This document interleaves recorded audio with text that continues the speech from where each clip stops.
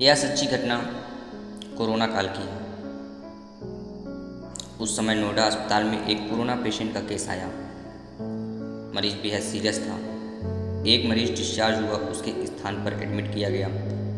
अस्पताल के मालिक डॉक्टर शर्मा जी ने तत्काल खुद जाकर आईसीयू में केस की जांच की। ऑक्सीजन लगवाई गई। जब डॉक्टर साहब आए, अपने स्टाफ को कहा कि इस व्यक्ति को किसी प्रकार की कमी या तकलीफ ना हो और उससे इलाज व दवा के पैसे ना लेने के लिए भी कहा गया। मरीज तकरीबन 15 दिन तक अस्पताल में रहा। जब बिल्कुल ठीक हो गया, रिपोर्ट निगेटिव आई, तो उसको डिस्चार्ज करने का दिन आया। तो उस मरीज का तकरीबन 2.5 लाख रुपए का बिल अस्पताल के मालिक और डॉक्टर की टेबल पर आ गया। डॉक्टर ने अपने अकाउंट मैनेजर को बुला करके कहा, इस व्यक्ति से एक भी पैसा मत लेना। ऐसा करो, तुम उस मरीज को लेकर मेरे चेंबर में आओ। मरीज व्हील चेयर पर चेंबर में लाया गया। डॉक्टर ने मरीज से पूछा, भाई क्या आप मुझे पहचानते हो? मरीज ने कहा, लगता तो है कि मैंने आपको कहीं देखा है। दोस्तों, अगर आप हमारे चैनल में नए हैं तो चैनल को सब्सक्राइब कर लें, बेल आइकन प्रेस कर लें। तत्पश्चात डॉक्टर ने कहा, याद करो, अंदाजन 2 साल पहले शाम के 6 से 7 बजे ग्रेटर नोएडा के आगे जंगल में तुमने एक गाड़ी ठीक की थी। उस रोज मैं परिवार सहित वृंदावन से बांके बिहारी जी के दर्शन करके लौट रहा था कि अचानक कार में से धुआं निकलने लगा और गाड़ी बंद हो गई। कार एक तरफ खड़ी करके मैंने चालू करने की कोशिश की, परंतु कार चालू नहीं हुई। अंधेरा थोड़ा थोड़ा घिरने लगा था। चारों ओर जंगल और सुनसान था। परिवार के हर सदस्य के चेहरे पर चिंता और भय की लकीरें दिखने लगी थी और हम सब भगवान से प्रार्थना कर रहे थे कि कोई मदद मिल जाए। थोड़ी ही देर में भगवान ने चमत्कार कर दिया। बाइक से तुम आते दिखाई पड़े। हम सब ने दया की नज़र से हाथ ऊंचा करके तुमको रोकने का इशारा किया। तुमने अपनी बाइक खड़ी करके हमारी परेशानी का कारण पूछा।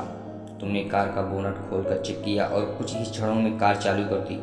हम सबके चेहरे पर खुशी की लहर दौड़ गई थी। हमको ऐसा लगा जैसे भगवान ने आपको हमारे पास भेजा है, क्योंकि उस सुनसान जंगल में हम में से किसी के भी फोन में सिग्नल नहीं आ रहे थे।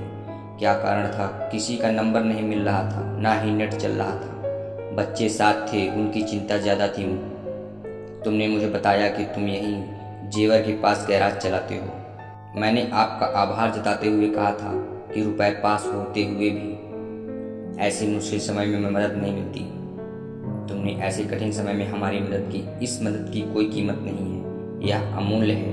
परंतु फिर भी मैं पूछना चाहता हूँ कि आपको कितने पैसे दूँ? उस समय तुमने मेरे आगे हाथ जोड़कर जो शब्द कहे थे, वह शब्द मेरे जीवन की प्रेरणा बन गए हैं। तुमने कहा था कि मेरा नियम और सिद्धांत है कि मैं मुश्किल में पड़े व्यक्ति की मदद के बदले कभी कुछ नहीं लेता। मेरी इस मजदूरी का हिसाब भगवान रखते हैं। उसी दिन मैंने सोचा कि जब एक सामान्य आय का व्यक्ति इस प्रकार के उच्च विचार रख सकता है और उनका संकल्प पूर्वक पालन कर सकता है, तो मैं क्यों नहीं कर सकता। और मैंने भी अपने जीवन में यही संकल्प ले लिया। 2 साल हो गए हैं, मुझे कभी कोई कमी नहीं पड़ी। अपेक्षा पहले से भी अधिक मिल रहा है। डॉक्टर ने कहा, यह अस्पताल मेरा है, तुम यहाँ मेरे मेहमान हो और तुम्हारे ही बताए हुए नियम के अनुसार मैं तुमसे भी कुछ नहीं ले सकता। ये तो भगवान की कृपा है कि उसने मुझे ऐसी प्रेरणा देने वाले व्यक्ति की सेवा करने का मौका मुझे दिया।